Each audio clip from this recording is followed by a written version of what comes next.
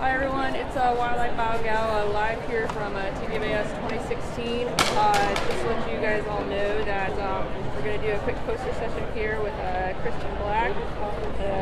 She's all excited, just bouncing over here. But so anyways, we're going to have her go through her whole poster talk here presented to us before everything gets shut down here real quick.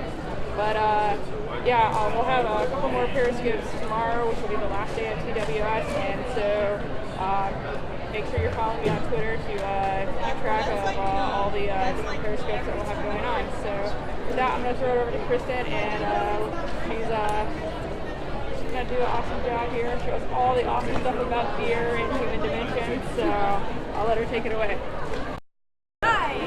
I'm Kristen Black. I am a grad student at the University of North Dakota, and I'm working on my master's in human dimensions of deer management. So to start this off, I want to talk about why this matters. Why should we care? So a lot of you may be hunters or may not be hunters, but may enjoy the outdoors. And if you're not a hunter and you do enjoy the outdoors, a lot of the money that goes toward the upkeep of those outdoor spaces that you love to birdwatch and hike and everything actually comes from money from deer hunters. So we have this nice figure here.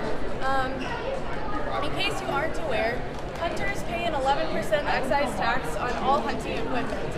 And that excise tax goes to pay for things like conservation areas, building shooting areas, teaching hunter safety courses, and funding research projects just like this one. So if you like those areas, you should support hunters, because when we upkeep all these areas, it makes more space for hunters to hunt and more hikers to hike, and then happy hunters buy equipment, and the cycle starts again. So my project is looking at something really sad that happened in North Dakota, which is a deer decline. And this deer decline happened for a number of reasons, mostly due to natural causes, but also due to some habitat loss and fragmentation, unfortunately. So North Dakota Game and Fish wanted to look at satisfaction of hunters. And we wanted to know kind of what drives that satisfaction. It used to be a game bag theory, which means essentially that there was success and there was not success. And success meant that you bagged game, and not success meant that you didn't. Well, now we've realized that it's actually more of a multiple satisfactions theory. So there are multiple reasons that a deer hunter could love deer hunting. The one that we're finding that most deer hunters identify with is this nature. So people are really excited to just get out in nature, spend time in the outdoors, and just be pretty zen for a while. So we thought originally that the nature hunters would still be pretty happy with their experience, even though there is a deer decline. They may not be seeing as many deer, they may not be getting as many tags as they used to. Whereas the meat hunters, we thought, would be a little more sour about what's going on. They're not getting the chance to hunt as much as they were at one point. They're probably not seeing as many deer on the landscape as they once did. So we thought that they would be less satisfied with how things are.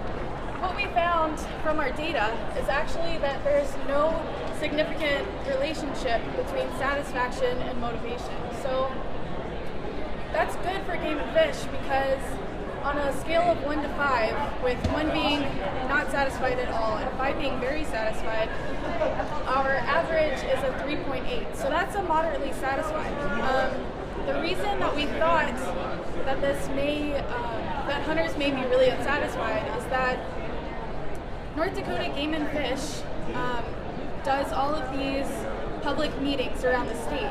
And at these public meetings, they ask people, what did you like about the season? What did you not like about the season? What are some suggestions you have? Well, as you might guess, only the vocal people are going to show up. Only the people who are really angry or have something to say are going to come. So we're getting all this negative feedback of hunters saying they're not happy, they don't like what they're seeing, where in reality, most hunters are pretty satisfied with their experience. So it's good news for Game and Fish.